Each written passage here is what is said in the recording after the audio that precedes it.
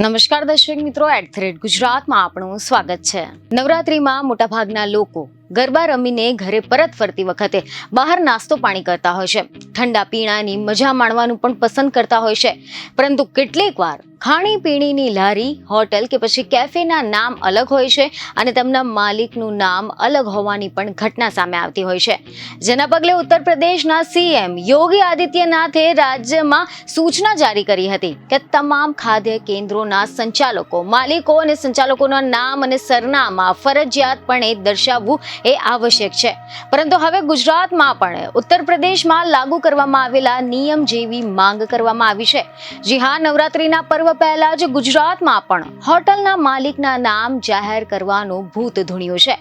સમાચાર એવા મળી રહ્યા છે કે સુરતમાં ભાજપના કોર્પોરેટરે એવી માંગ કરી છે કે સુરતમાં પણ યોગીવાડી થવી જોઈએ, કારણ કે હોટલનું નામ અને મૂળ માલિક અલગ હોય છે। તેમણે હોટલ પર માલિકનું નામ લખવાની માંગ કરી છે। મનપાની સામાન્ય સભાની મીટિંગમાં વોર્ડ નંબર 19 આંજણા ડુભાલના કોર્પોરેટર વિજય ચોમાલે 0 અવર્સ દરમિયાન તેમના વક્તવ્યમાં જણાવ્યું હતું કે આગામી દિવસોમાં નવરાત્રી, દશેરા, દિવાળી સહિતના તહેવારો આવી રહ્યા છે, ત્યારે મીઠાઈઓનું પણ વેચાણ વધી જશે। તો આ સિવાય આ દરમિયાન સુરતી લાલાઓ હરવા ફરવાની સાથે પરિવારની સાથે હોટલ, રેસ્ટોરન્ટ વગેરેમાં પણ જમવાનું વધારે પસંદ કરે છે।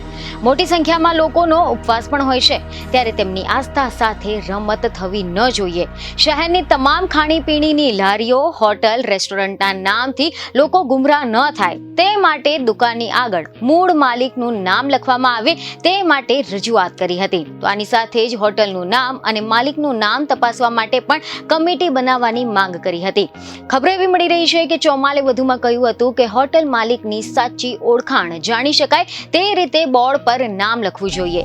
યુપી અને હિમાચલ પ્રદેશનો દાખલો પણ આપતા આ મુદ્દે મેયરની અધ્યક્ષતામાં કમિટી બનાવવાની રજૂઆત કરી હતી। તેમજ જો કોઈ કસૂરવાર જણાય તો તેની સામે કાર્યવાહી કરવાનો પણ આગ્રહ કર્યો હતો। તમે જણાવી દઈએ કે ઉત્તર પ્રદેશમાં યુપી સરકાર દ્વારા હાલમાં જ કાવડ યાત્રા દરમિયાન કાવડ યાત્રાના રસ્તામાં આવતી લારી, ગલ્લા, રેસ્ટોરન્ટ સહિત ખાણીપીણીના સ્થાનો પર મૂળ માલિકનું નામ લખવાનું ફરમાન કરવામાં આવ્યું હતું। બીજને ખબર સાથે ફરી મળીશું। ધન્યવાદ।